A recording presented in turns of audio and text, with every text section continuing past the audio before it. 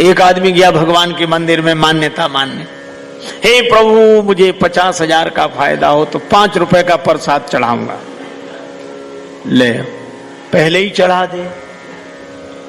बोले पहले नहीं, ना हुआ फायदा तो 5 तो बेकार जाएंगे, जब हो जाएगा तब। संयोग से फायदा हो गया, अब गया प्रसाद चढ़े, सोचने लगा इसमें भगवान ने कराया फायदा क्या, ये तो चांस की बात है। फिर सोचा अगर भगवान ने कराया होगा तो फायदा होगा नहीं, चलो चढ़ा देते। लेकिन अब गया, सोचा कितना चढ़ाऊं, 5 के हिसाब से आए तो बहुत हुई है।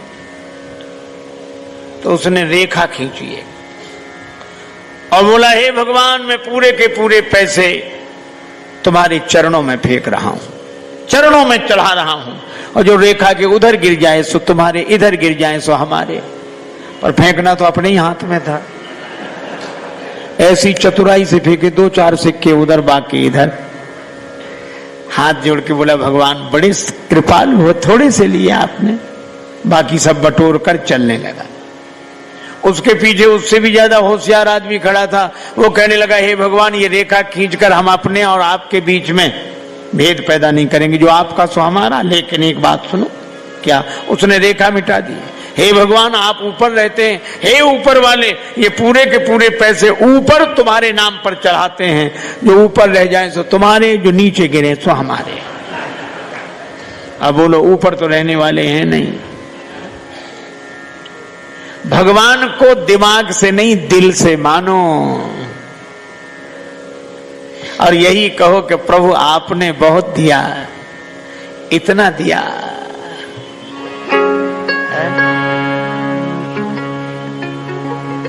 इतना दिया दाता ने मुझको जितनी मेरी औकात नहीं, इतना दिया दाता ने मुझको जितनी मेरी औकात नहीं।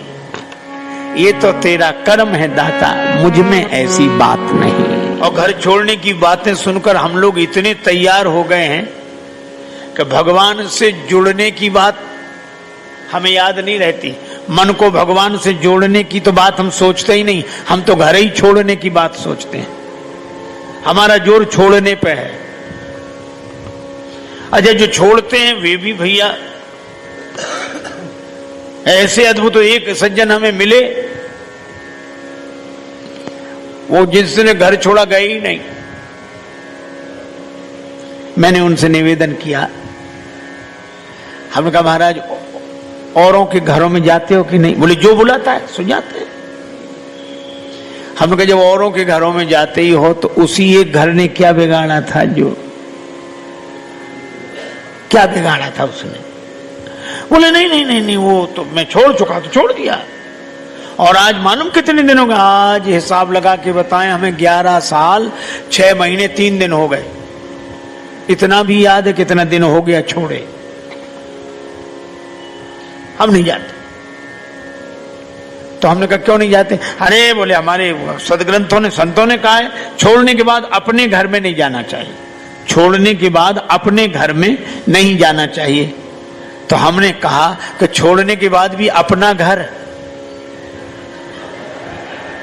अच्छा सोचो, छोड़ने के बाद भी अपना घर, फिर छोड़ा क्या है? छोड़ने के बाद भी घर अपना ही है। अरे इसका मर्म समझें।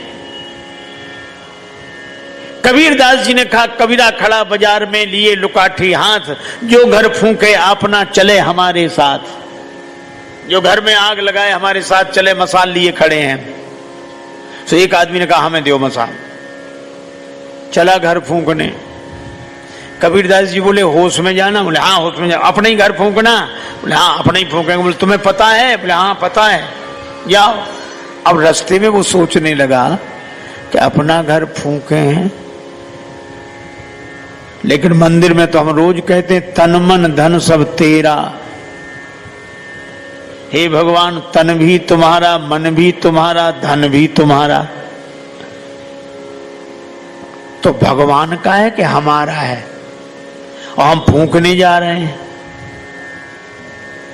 लौटकर बोला कि महाराज समझ में नहीं आता कि भगवान का है कि हमारा, हम फूंकने जा रहे हैं। कबीरदास जी बोले अब तुम समझ गए, यही फूंकना है जिसे तुम अपना मानते हो उसे भगवान का मानने लगो, यही फूंकना है, हमारा नहीं है। अच्छा, फिर एक अजीब बात है, जब हमारा है ही नहीं तो हम त्यागने वाले कौन होते हैं? हमारा हो तब तो छोड़ें, या हमारा है ही नहीं, है ही भगवान का, तो छोड़ने की जरूरत क्या है? बस ये याद बनी रहे कि हमारा नहीं है, भगवान का है। भगवान कहते हैं इसी में